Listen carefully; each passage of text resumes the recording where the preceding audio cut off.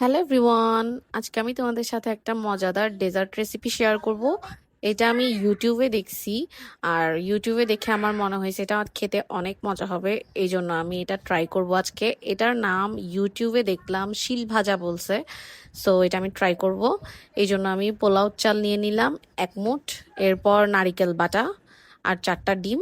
পোলাও চালগুলোকে এভাবে ব্লেন্ডারে ব্লেন্ড করে ফেলতে হবে একদম এইভাবে, ঠিক আমি যেভাবে দেখাচ্ছি। ডেজার্টটা বানানো কিন্তু একদম ইজি। এখানে আমি ব্লেন্ডারে ডিম 4টা দিয়ে নিলাম, এরপর 1/2 লিটার দুধ দিয়ে নিব, চালের গুঁড়াগুলা দিয়ে দিব, এরপর নারিকেল বাটাটাও দিয়ে নিব, এরপর 1 চামচ ঘি দিব আমি এখানে, এরপর 1 চামচ মিল্ক পাউডারও দিয়ে নিব, আর সবগুলো একসাথে ভালো মতো ব্লেন্ড করে নিব। এখানে আমি 2 চামচ চিনি ইউজ করছি, চিনিটা তোমরা তোমাদের পরিমাণ মতো দিবা। এরপর আমি যখন সবগুলো ব্লেন্ডারে ব্লেন্ড করতেছিলাম তখন দুধগুলো সব পড়ে যাচ্ছিল। এরপর আমি হ্যান্ড বিটারের সাহায্যে বিট করে নিছিলাম। তোমরা চাইলে হ্যান্ড উইক্স দিয়েও করতে পারো এটা। এইখানে আমি টিফিন কারিতে আগে থেকে ঘি দিয়ে রাখছিলাম। এরপর আমি মিশ্রণগুলো সব টিফিন কারিতে দিয়ে দিছিলাম। এইখানে আমি অন্য আরেকটা ডিক্সিতে গরম পানি দিছিলাম, আর পুডিংয়ের মতো সেম প্রসেসটাই করতে হবে, কিন্তু এই যে মিশ্রণটা আমাদের নাড়তে থাকতে হবে যতক্ষণ পর্যন্ত না ঘন হয়ে আসবে। এটা একটু সময় নিয়ে নাড়তে হবে, চুলার আঁচটাও একটু বাড়াই দিতে হবে, দেন ভালো মতো নাড়তে থাকতে হবে।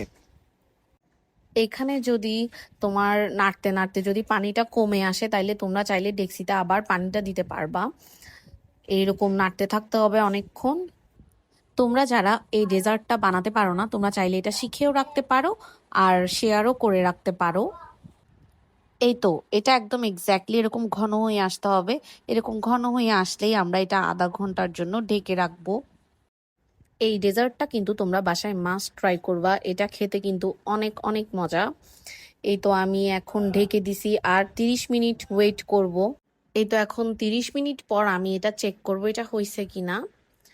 এই যে তোমরা একটু সাবধানে এটা উল্টাবা, আমার তো এসব জিনিস আবার একটু বেশি ভয় লাগে। এই তো আমার ডেজার্টটা রেডি হয়ে গেছে, আর ডেজার্টটা ঠিক মতো হয়েছে কিনা এটা দেখার জন্য আমি একটা ছুরি নিব। ছুরি দিয়ে আমি একটু দেখবো জাস্ট সাইড দিয়ে, যেটা পুরোপুরি হয়েছে নাকি। এখন ডেজার্টটা আমি একটা প্লেটে নিয়ে নিব। আমার ডেজার্টটা কিন্তু একদম পারফেক্টভাবে রেডি হয়েছে। এই যে দেখো তোমরা, এটা এটা খেতে কিন্তু অনেক অনেক মজা হয়েছে। এটা হচ্ছে আমি সারা রাত ফ্রিজে রাখছিলাম রেডি করে, দেন সকালে উঠে এটা আমি কাট করতেছিলাম। এটা তোমরা যে কোনো বার্থডে পার্টি বা ঈদে এটা তোমরা বানাতে পারো চাইলে। এটা খেতে কিন্তু অনেক মজা, মেহমানরা খেলে তো অনেক খুশি হয়ে যাবে। এটার মেইন ইনগ্রিডিয়েন্টস হচ্ছে নারিকেল বাটা। এই নারিকেল বাটাটার ফ্লেভারটা এত ভালো আসতেছিল ডেজার্টে, মানে অনেক অনেক মজা লাগতেছিল এটা। আশা করি আমার রেসিপিটা তোমাদের ভালো লাগবে। Thanks for watching, by.